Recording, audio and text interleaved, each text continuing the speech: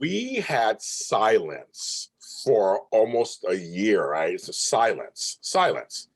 Now, every day, it is in the news. Hi, I'm James Lott Jr. This is the When Hope Calls After Show here on JLJ Media. We're getting all kinds of tidbits every day, it seems like all of a sudden. It's like everywhere. Shout out to my co-host for the show, Mr. Serafini. And again, it's just me today, just reacting to some of the casting choices in the news we got coming up for When Hope Calls on the GAC Family Network. I wake up to stuff and I'm like, what is going on here? So the biggest news, I'll save for last, because we know who we're going to talk about. But some of the other news, some of the castings.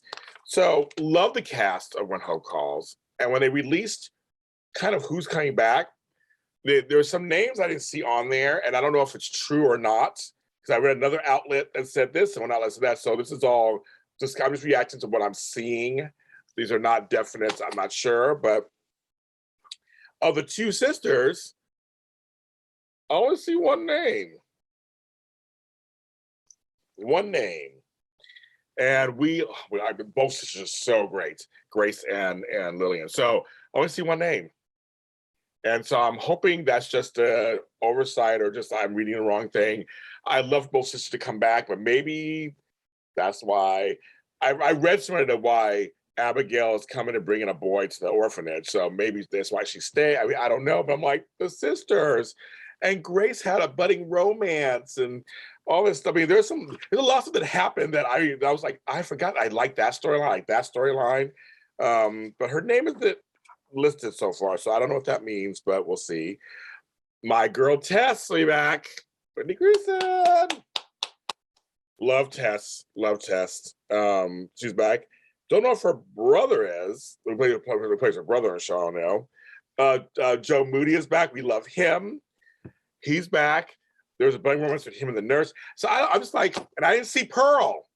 I did not see my Black woman in the casting either. So I don't know. So I'm very curious. I'm going to watch the show, of course. I mean, that's what we're going to do. And we're going to do the after show for it here, me and Marissa. We're working on some stuff right now for you guys. And hopefully we'll get acts and guests on the show and all that kind of stuff. But I'm looking at the cast they had last year. Of course, I know things change and things happen, and but I'm curious to see what, because again, we still don't know. It's all kind of they're giving us bits and pieces. Now I know we're devouring them so deliciously because for so long we had there's crickets, there was nothing. So this is very exciting. This is very, very exciting. But the biggest news since Lori Loughlin, we just got that a couple of days ago. She's coming to the show. Daniel Lissing. Yes, that Daniel Lissing is coming to the show. Interesting choice. I'm going to, with open arms, going to wait and see what it is because I'm curious to see how the fans do it. Because, I mean, so far they're saying we don't know what character he's playing. I'm sure he can't be Jack. He can't because everybody would want him to go back to see Elizabeth. It would be this horrible kind of story if he was somewhere else. See, soap operas do that.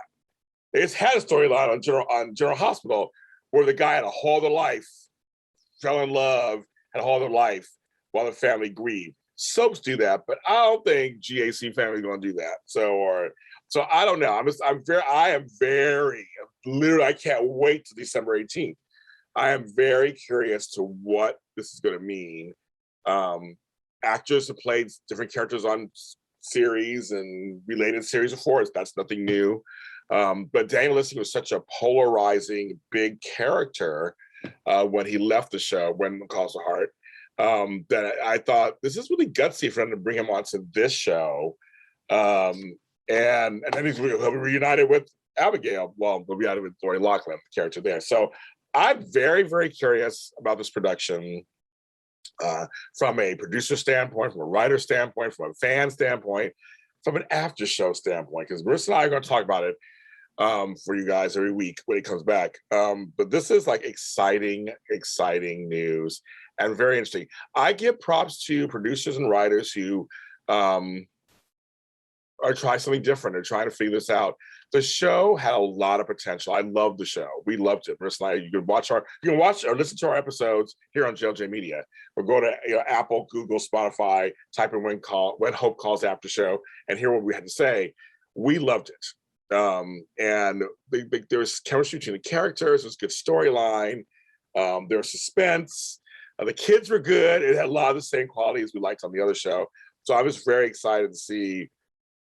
This is as a producer and a marketing person, I feel like this is big news for them to get people to watch the show on this network.